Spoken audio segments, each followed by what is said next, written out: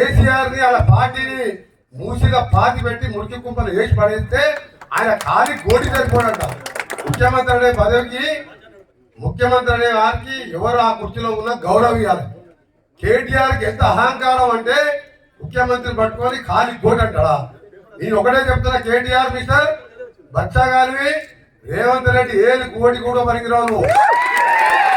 మీ అయ్యా ఎమ్మెల్యే అయితే ఆ పేరు పెట్టి అమెరికా నుంచి వచ్చి 80 ఓట్లతో ఎమ్మెల్యే గెలిచినాం.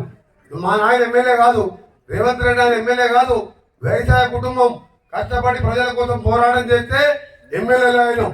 ఇక్కడ కూడా సందీప్ రెడ్డి కూడా పెద్ద నాయకుడు మాధవ్ రెడ్డి పేరు చెప్తే జడ్పీటీసీ అయింది తప్ప ఇలా సర్పంచ్ కూడా